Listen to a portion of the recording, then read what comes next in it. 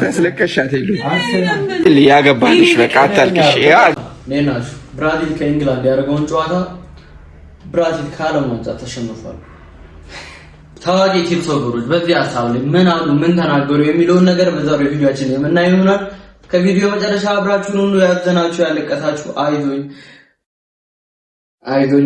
እንዲሁም ክርስቲያኖ ሮናልዶ የዓለም ዋንጫ የመጨረሻው ውድድር እንደሆነ ተናግሯል። ለአንድ እግር ኳስ አፍቃሪ ኔይማር ጁኒየር በዚህ ደረጃ ስቅስቅ ብሎ ሲያለቅስ በእንደዚህ አይነት ሁኔታ ልቡ ተሰብሮ መመልከት በጣም ህመም ነው፣ ስቃይ ነው ጋይስ። በጣም የሚያሳዝነው ኔይማር ጁኒየር ምናልባትም የመጨረሻ የዓለም ዋንጫው ነው፣ ከዚህ በኋላ እድል አለው ብዬ አላስብም። 34 ዓመቱ ላይ ደርሷል ከነ ህመሙ። ለሀገሩ ብራዚል እንግዲህ በካርሎ አንቸሎቲ ጥሪ ቀርቦለት ቢመጣም ነገር ግን ሀገሩ ብራዚል ፍጻሜ እንኳን መድረስ ሳትችል ከመንገድ ቀርታለች። በጣም በሚያሳዝን ሁኔታ በዚህ መልኩ እንግዲህ ከጨዋታው መጠናቀቅ በኋላ ስቅስቅ ብሎ ሲያለቅስ ተመልክተናል።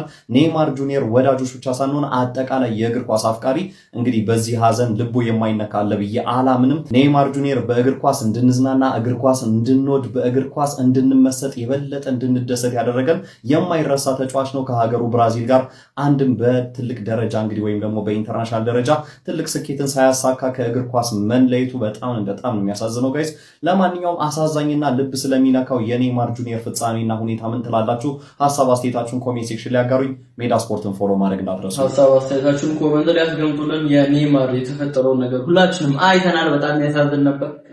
ኮሜንት ላይ አስቀምጡልን የሰማችሁን ስሜት። አግብቶታል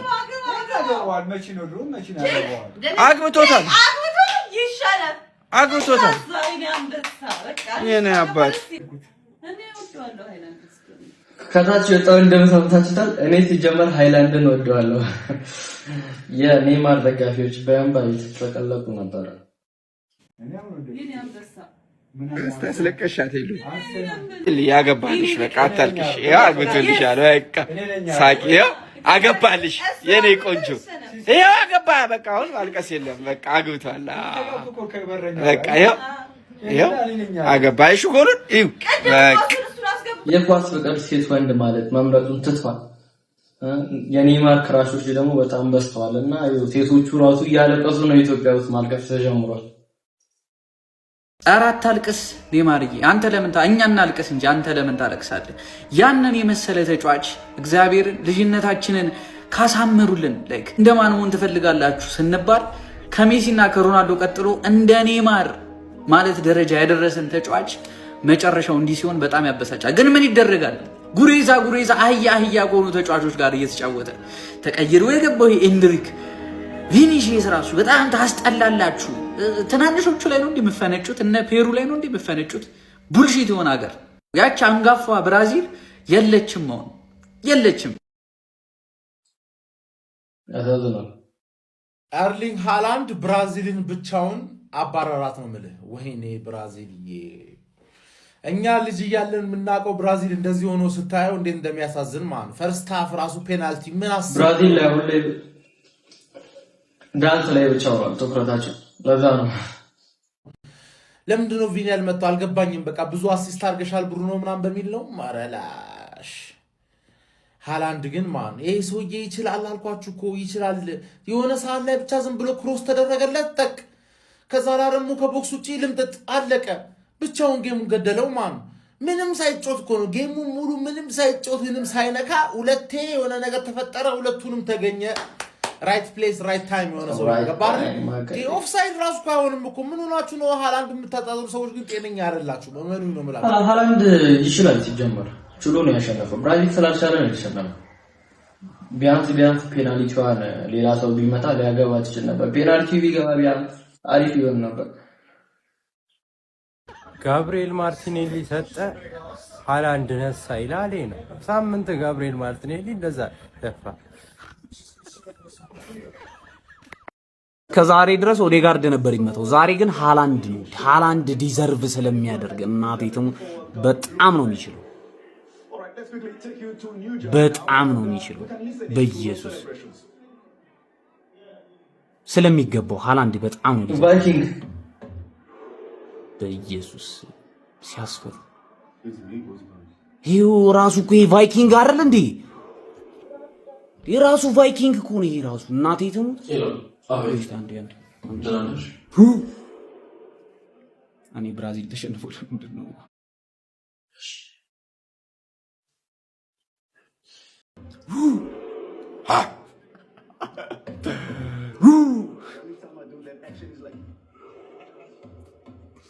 ማን ከዚህ በኋላ ኔይማር ነው ናንዴው ምን እናቴ ትምት አንተ ቫይኪንግ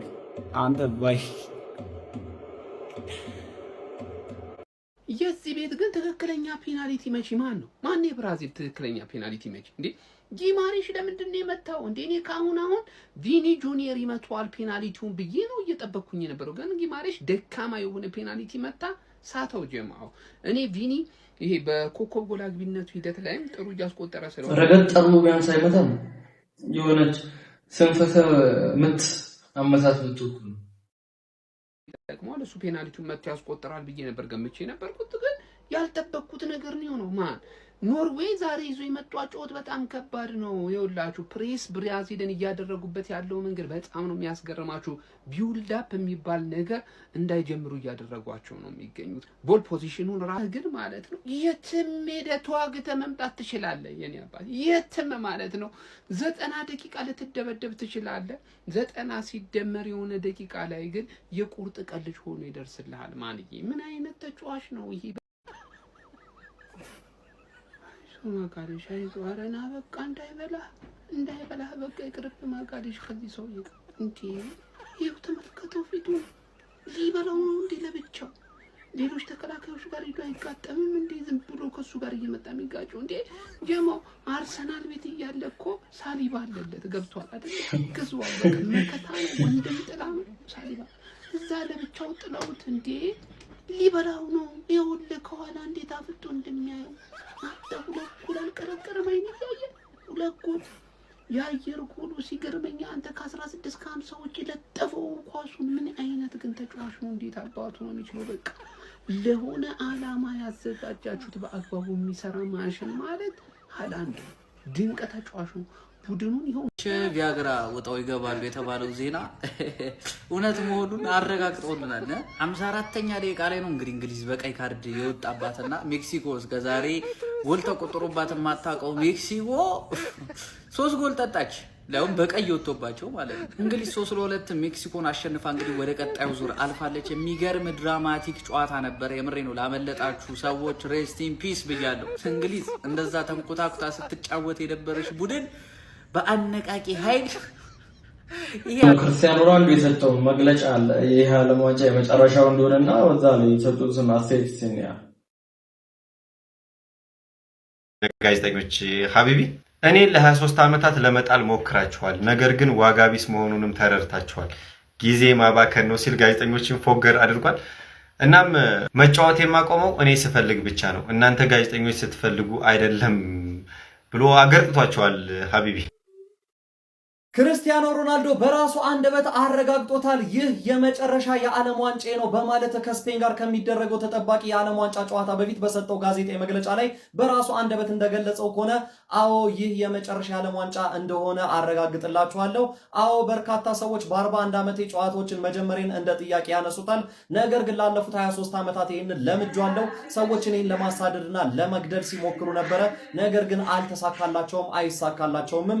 ጊዜያቸውን ብቻ ነው ሲያጠፉ የኖሩት፣ ወርዛ ያረግላቸውም። እኔ ጎል አስቆጠርኩ አላስቆጠርኩ ዋናው ቁም ነገር ቡድኑ ወደ ቀጣይ ዙር መሻገር ነው። እኔ ጎል ባላስቆጠር የቡድን አጋሮቼ ጎል ያስቆጥራሉ። ሆኖም ግን በዚህ እድሜም ቢሆን 3 ጎሎችን አስቆጥር ያለውኝ መጥፎ አቋም እያሳየውኝ አይደለም ያለሁት። በነገው ጨዋታ ደግሞ ጎል አስቆጥር እንደሆነ በጋራ የምንመለከተው ይሆናል። ስፔን በጣም ከባድና ታላቅ ቲም ነች። ከነሱ ጋር በሚኖረን ፍልሚያ ከባድ ፈተና እንደሚጠብቀን አውቃለሁ። ላሚን ያማል ከፊቱ በጣም ከፍተኛ የሆነ ትልቅ ተስፋና ትልቅ ጊዜ ይጠብቀዋል። ምርጥ ተጫዋች እንደሚሆን አልጠራጠርም። አሁንም ቢሆን ያለበት ደረጃ ላቅ ያለ ነው በማለት ለላሚን ያማል ያለውንም አድናቆት ጨምሮ ገልጿል። ክርስቲያኖ ሮናልዶ አክሎም የዓለም ዋንጫውን በማንሳቴ እኔ የተሻለ ወይም ከፍ ያልኩኝ ክርስቲያኖ አልሆንም፣ የዓለም ዋንጫውንም ባለማሸነፌ ዝቅ ያልኩኝ ክርስቲያኖ አልሆንም። ከኔ ላይ ምንም የሚጨምረው የሚቀንሰውም ነገር የለም። ይህንን እድሜን እየተደሰትኩበት የመጨረሻዎቹን ቀናቶችና አሁን ያለውበት ሁኔታ እየተዝናናውበት ነው የምገኘው። እያንዳንዷ ቀን ክርስቲያኖ ሮናልዶ ኳስ ሊያቆም ስለሆነ ምን ተሰማችሁ? የእናንተንም አስተያየት ኮሜንት ላይ አስቀምጡልኝ። የዛሬው ቪዲዮአችን ይመስል ነበር። ላይክ፣ ሼር፣ ሰብስክራይብ ማድረጋችሁን አትርሱ። ይመቻችሁ።